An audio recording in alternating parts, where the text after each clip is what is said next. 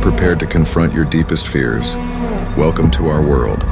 Welcome to the Horrorscape Chronicles.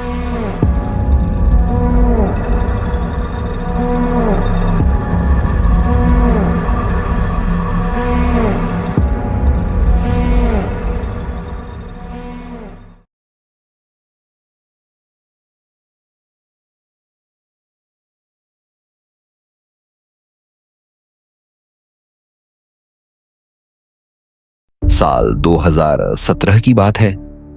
Lucknow का Charbagh railway station, जो आमतौर पर यात्रियों की भीड़ और ट्रेन की सीटी से गूंजता रहता है, उस रात कुछ ज्यादा ही शांत था। सर्दी अपने पूरे शबाब पर थी और स्टेशन की बेंचों पर बैठे कुछ लोग कंबल ओढ़े ऊँघ रहे थे। लेकिन प्लेटफॉर्म नंबर 8 पूरी तरह से सुनसान था। इस प्लेटफॉर्म पर कई सालों से एक ट्रेन खड़ी थी, जर्जर, धूल भरी और लगभग भुला दी गई। शहर में अफवाहें थीं कि उस ट्रेन में कुछ अजीब घटता है। कोई कहता वहां से रोने की आवाजें आती हैं, कोई कहता परछाइयां दिखती हैं। राहुल, एक यूट्यूबर और अर्बन एक्सप्लोरर, ने ये अफवाहें सुनी और सोचा कि क्यों ना इस ट्रेन की सच्चाई दुनिया को दिखाई जाए। उसके साथ था उसका दोस्त विक्रम, जो कैमरा संभालता था। रात के 2:45 पर दोनों दोस्त स्टेशन पहुंचे। कुछ पैसे देकर गार्ड से बचते बचाते वे प्लेटफॉर्म 8 की ओर बढ़े। ट्रेन उनके सामने खड़ी थी, पूरी तरह अंधेरे में लिपटी हुई, लेकिन जैसे किसी ने अभी अभी उसका दरवाजा खोला हो। उन्होंने कैमरा चालू किया और ट्रेन के अंदर दाखिल हुए। अंदर एक अजीब सी नमी और ठंडक थी, जैसे वहां किसी ने दशकों से दरवाजा ना खोला हो, लेकिन फिर भी फर्श पर हल्के कदमों के निशान थे। जैसे जैसे वे डिब्बों में आगे बढ़ते गए, माहौल और भारी होता गया। एक बोगी में उन्हें एक पुराना बैग मिला। अंदर थी एक औरत की साड़ी, एक टूटी हुई चूड़ी और एक डायरी। डायरी में लिखा था, मैंने स्टेशन मास्टर से कहा था, लेकिन किसी ने मेरी बात नहीं सुनी। अब मैं यहां से कभी नहीं जाऊंगी।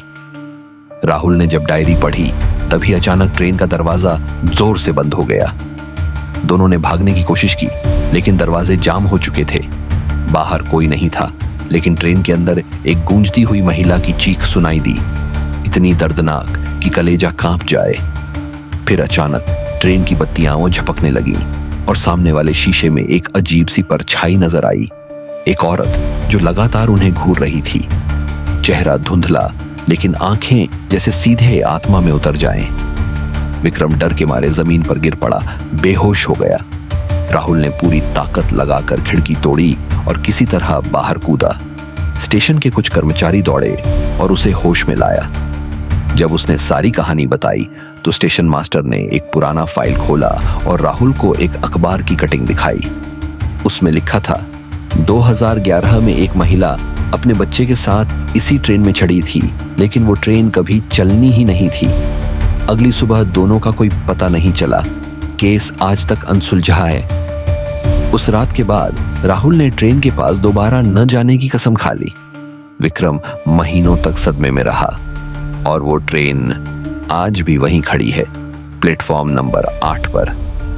लोग अब भी कहते हैं कि अगर आप बहुत ध्यान से सुने, तो आधी रात को ट्रेन से किसी के चलने की आवाज आती है।